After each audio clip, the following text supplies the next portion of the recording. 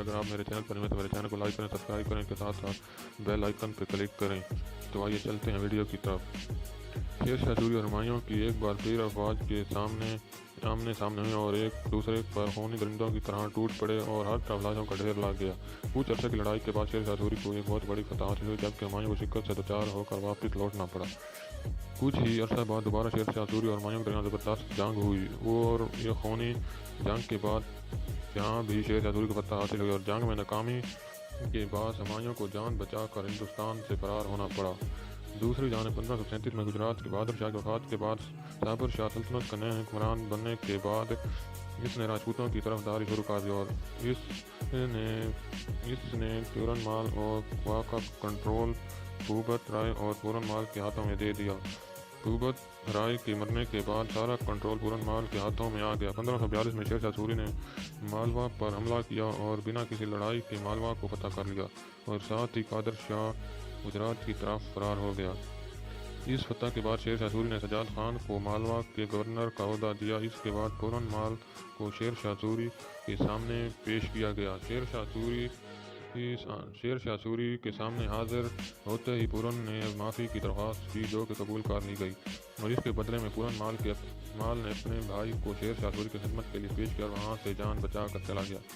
कुछ अरसा गुजरने के बाद केंद्री के कुछ खवातीन शेरशाह सूरी के पास हाजिर हुई और बताया कि पूरनमाल इन पर ज़बरदस्त जुल्म करता है और हमारे बंदों को तो उसने जान से मार ही दिया है, लेकिन इसके साथ साथ वो हमारी बेटियों को भी उठा कर ले गया। और वाकया ये सुनते ही शेरशाह सूरी आग बगोला हो गया, लेकिन वो पूरनमाल की जान बख्श चुका था। चनाचे इसने उलमा कराम से मशवरा लिया, जिस पर उलमा कराम ने फतवा जारी किया कि पूरनमाल मौत का हकदार है।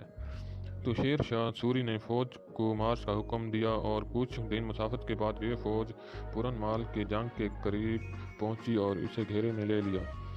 पूरन को जब इस बात का इल्म हुआ तो वह अपने हवास खो बैठा और अपनी हाथों से अपनी ही बीवी को मौत के घाट उतार दिया और बाकी राजपूतों मर्दों को भी अपने अपने बीवी बच्चों को मारने का हुक्म दिया।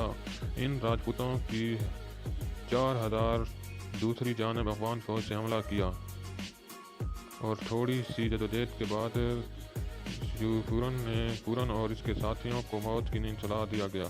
कुछ औरतों और बच्चों को मरने से भी बचा लिया गया। 1534 में शेरशाह सूरी ने 80,000 सिपाहियों का लश्कर लेकर मारवा के राजपूत बादशाह मालदेव राठौड़ से जंग के लिए निकल पड़ा।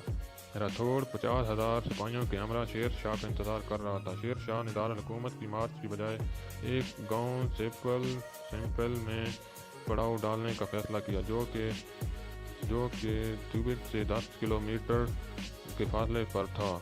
गांव पड़ाव के लिए किए हुए 1 महीना हो गया और अब इतनी बड़ी फौज का रहना मुश्किल होता जा रहा था। चनाचे शेर शाह ने एक तरकीब सोची, एक बड़ी मंसूबाबंदी की।